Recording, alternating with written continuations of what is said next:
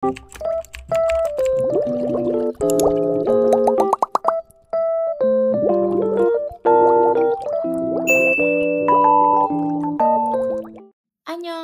kita bahas kode-kode ataupun teka-teki yang selama ini Sunghun dan Yoonjae itu sebenarnya berkomunikasi. Kita bahas di episode 14 ini yuk. Saat Sungjun menangkap Yoonjae, entah kenapa tatapan Yoonjae itu sama Sunghun kayak penuh harapan. Nah, di sini udah terlihat mereka itu sebenarnya udah komunikasi selama ini. Saat Sungjun sedang menginterogasi Yoonjae, nah, lagi-lagi dia membawa nama Sunghun. Terus saat membahas tentang penikamannya Sunghun, Yoonjae ngaku dia nggak ngelakuin hal itu. Wah, jangan-jangan ini perbuatan Sunghun gitu.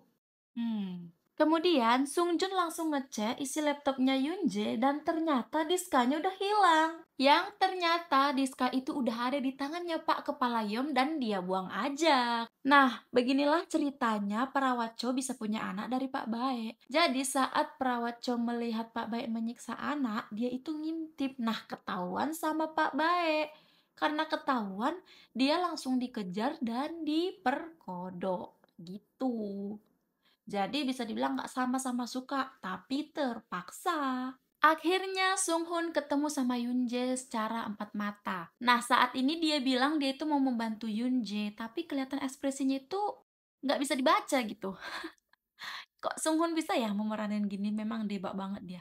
Kemudian Yoonjae berbisik sama Sunghun yang Sunghun bilang berarti aku nggak perlu bantu apa-apa dong loh. Gimana nih? Terus Yoonjae nanya alasan kenapa Sunghun menghalangi itu, padahal kan sebenarnya Sunghun juga mau ngelihat hal itu. Dan Yoonjae cemburu, apa mungkin Sunghun lebih sayang sama Sungjun daripada dirinya. Percakapan itu diakhiri dengan kata-kata Yoonjae yang cukup banget untuk dicurigai. Ternyata Yoonjae ngasih tahu tempat buktinya itu di tempat teraman. Dia nggak ngasih tahu detailnya itu di mana. Jika itu jawaban Yoonjae, ya menurut rekan kerjanya Sungjun ini, ya pasti tempat teraman adalah kantor polisi. Ibunya In-song menemui Yoonjae dan menanyakan perihal anaknya. Jadi tuh anaknya waktu kecil kan terperangkap kakinya saat mereka kabur. Nah, karena Yoonjae ngerasa kasihan sama In-song yang menderita, dia ya begitulah. Gila sih, ini emang psycho dari kecil kalau ini mah. Saat ini, Sungjun lagi ngobrol sama Eunki di luar dan dia melihat seseorang yang memakai handsfree. Karena ingat tentang kotak handsfree-nya Yoonjae, dia langsung OTW dan ngecek isi kotak tersebut.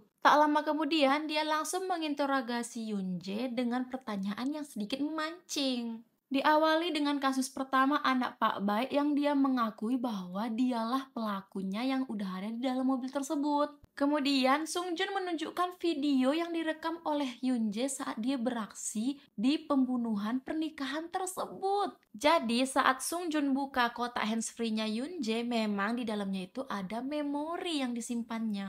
Dan lagi-lagi dia mengira Sunghun yang memberitahunya. Apa iya Sunghun tahu dari awal? Dan dia sengaja bilang itu di tempat teraman. Karena kesal, Yoonjae langsung membahas adegan di perosotan tersebut. Dan Yoonjae senang pada saat itu ternyata Sungjun hilang ingatan malah menganggap dirinya Yoonjae. Terus Sungjun langsung ngamuk tuh ke Yoonjae. Nah, di sini Yoonjae bilang emang dia tahu asal-usul dari mana kalung itu. Di sisi lain, Sunghun menemui produser itu mungkin untuk membahas dokumenter Pusat Harapan biar diungkapkan ke publik. Dan sekarang secepat itu Sunghun udah sama Seungjun untuk membahas kalung itu. Emang itu adalah pemberian dari Sunghun yang berarti adalah mereka keluarga. Di pengadilan, Yoonjae simbol sama Sunghun dan menanyakan apa iya Sunghun itu ngasih tahu tentang buktinya. Dan di sini sepertinya Sunghun kaget deh karena dia nggak tahu kalau bukti itu udah ketahuan. Tapi dia masih bisa sih jaga ekspresi kagetnya itu. Terus Yoonjae nanya lagi sama Sungjun apa dia udah tahu jawaban tentang kalung itu. Dan jawaban Sungjun menurut Yoonjae itu bukanlah jawaban sebenarnya.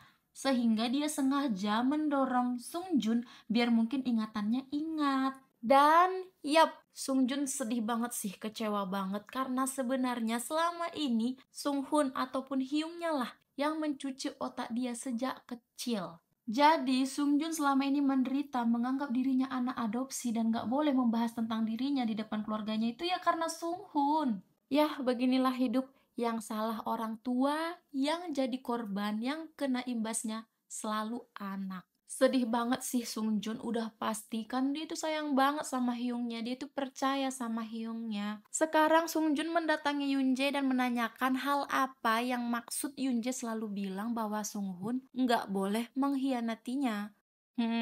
Apa nih ya? Bener-bener plot twist banget sih drama yang satu ini. Awalnya kita itu curiga sama Sung Jun, kemudian sama Sung Hoon, dan baru kemarin kita udah yakin bahwa pelakunya itu adalah Yoon Jae. And now, kita malah diyakinkan lagi bahwa dalang sebenarnya itu emang Sung Hoon.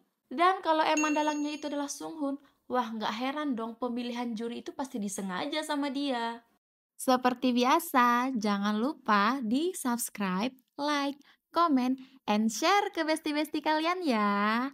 Annyeong!